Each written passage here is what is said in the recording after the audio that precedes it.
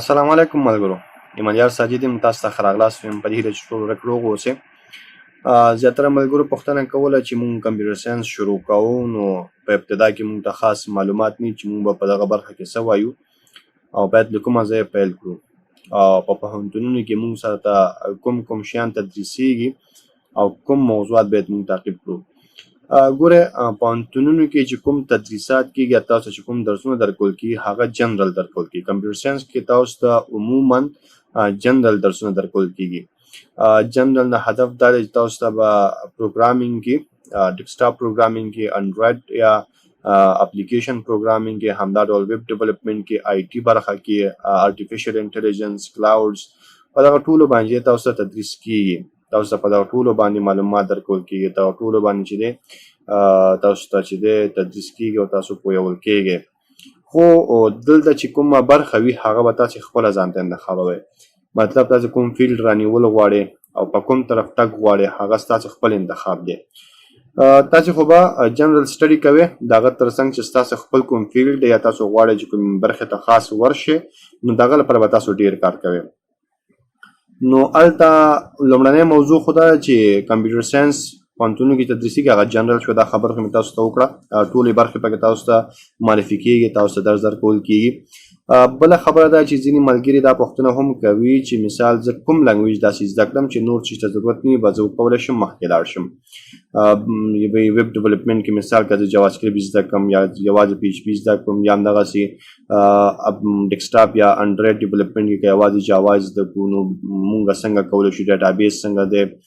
ګوره، د کمپیوټر ساینس چې هر یو برخه دی هغه پیکیج وار سره زده کېږي. یعنې د هغه کې سنګل شیان نه وي. داسې نه وي چې ته مثال یو پروګرام زده کړې او ته به مخکې لاړ شې، یو لنګویج ته زده کول غواړې او ته به مخکې ځې. نه، چې هر یو برخه ته تاسو تګ غواړئ، نو هلته به چې دی تاسې به پیکیج سیسټم سره کار کوئ. نو تاسو ته به یو پیکیج درکول کېږي او تاسو به هماغه پیکیج زده کوئ.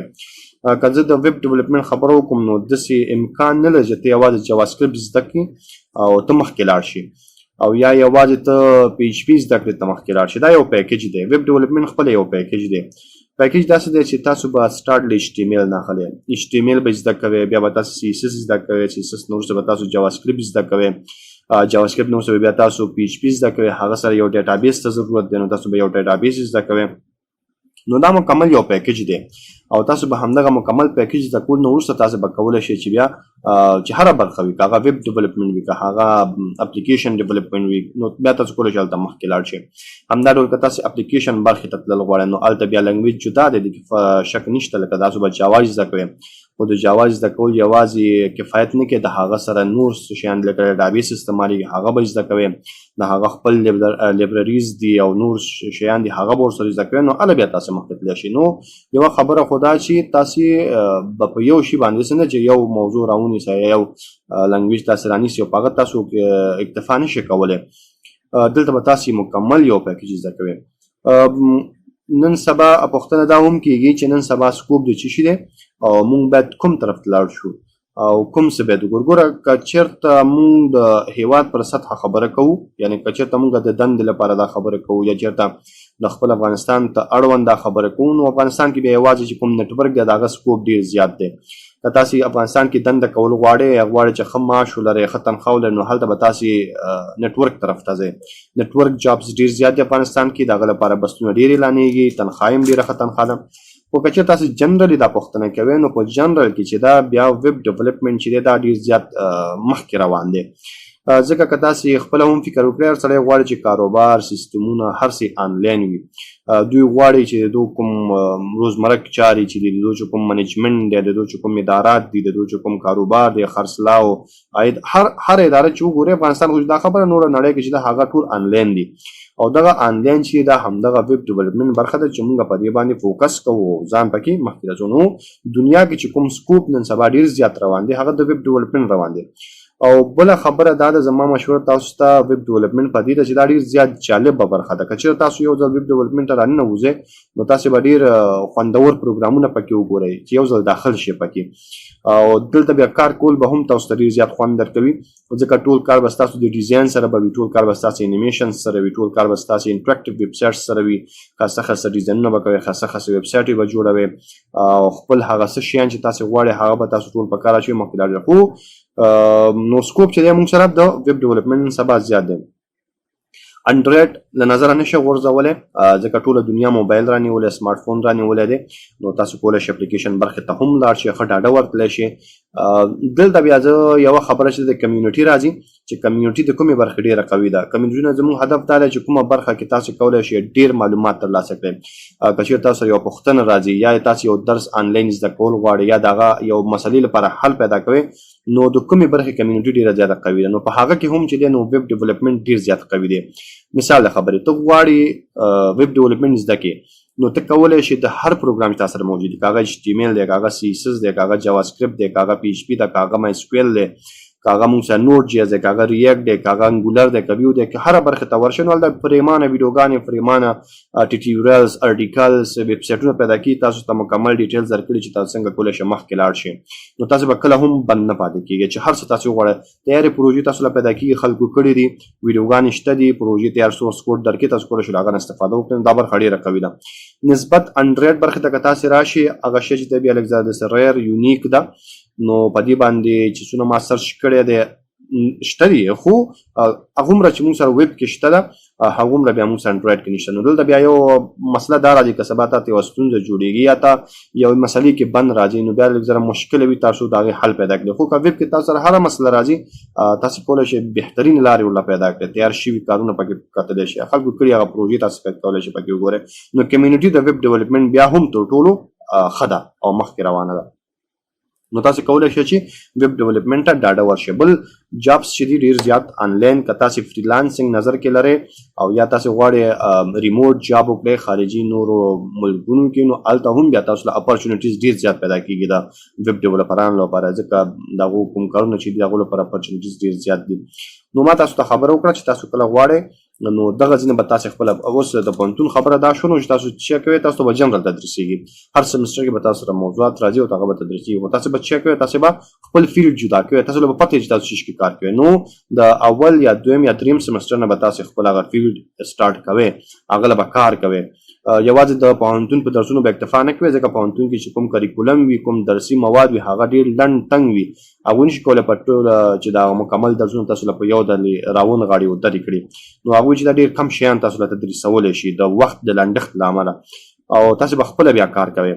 تاسو ریسورسز ډېر زیات دي، ما تاسو ته یوټیوب دی، ګوګل دی، سایټونه دي، د هر یو شي لپاره تاسو کولی شئ مخکې لاړ شئ او ټیوټوریلز پیدا کړئ او کار وکړئ. نو زما بیا تاسو ته مشوره ده چې کوشش کوئ ویب طرف ته لاړ شئ، او نیټورک هم بده خبره نه ده، ډېر ښه فیلډ دی، ډېر ښه جابس پکې پیدا کېږي، کولی شئ پکې کار وکړئ، هغه هم تاسو انتخابولی شئ، خو شوق پکې ډېر زیات مهم دی. یوه بله خبره زه یادونه دا کول غواړم چې ډېری ملګري داسې پوښتنې کوي چې څنګه کولی شو په کم وخت کې موږ ویب ډیولپمنټ زده کړو. مثال خبره یا په 2 میاشتو کې یا په 3 میاشتو کې یا په 4 میاشتو کې. ګوره که تاسو هر چا دا خبره کړې وي تاسو کولی شئ په 6 میاشتو کې 5 میاشتو کې ویب ډیولپر شئ، دی دله غلطه ویلې، زه لا صفا خبره کومه. که هر چا درله ویلي چې تاسې په 6 میاشتو کې 3 میاشتو کې حتی 1 کال کې تاسو ویب ډیولپر کېدلی شئ، نو نه خیره تاسو تیر باسي، دا امکان نه لري. امکان په دې لري چې دا ګوره یو پروګرام، یوه ژبه او یو سیستم نه دی چې تاسو هغه زده کوئ، تاسو دا یو پیکیج دی او دا پیکیج به تاسو زده کوئ. نو چې کله دا یو پیکیج زده کوئ نو دا هر یو چې دی ځان ته وخت غواړي، دا پریکټس غواړي، دا چې دی تر څو تاسو هغه یا عیار شئ، هغه ته د هغه په استعمال پوه شئ، هغه کې عملي پروژې وکړئ، ایکسپیرینس ترلاسه کړئ، نو بیا تاسو کولی شئ مخکې لاړ شئ. نو د ویب ډیولپمنټ تر څنګ چې د کمپیوټر ساینسونه بخشونه که تاسو هغه کې زده کړه کول غواړئ نو څو شیان به تاسو نظر کې نیسئ. یو زړه به ښه لوی ورله ساتئ، زغم چې ده هغه به ښه لرئ، سینه به ورله پراخه ساتئ، حوصله به ورله کوئ، زړه به نه تنګوئ، بس درس به وایه پریکټس به کوئ، درس به وایه پریکټس به کوئ، درس به وایه او پریکټس به کوئ، نو بیا به تاسو یو ځای ته رسېږئ.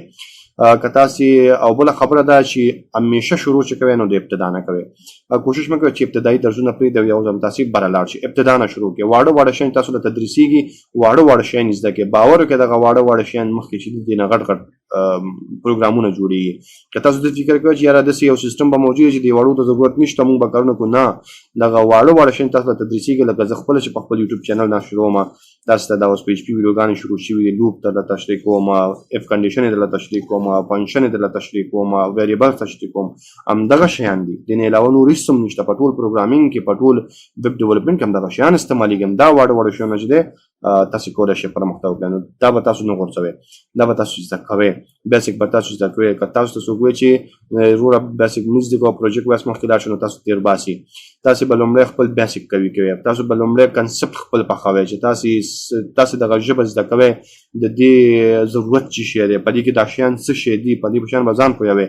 نو هله بیا تاسو کولی شئ پروجیکټ وایس کار وکړئ. بیا هله تاسو کولی شئ چې مخکې په ښه شکل سره مخکې لاړ شئ. نو د بیسیک زده کړه ډیره زیاته مهمه ده.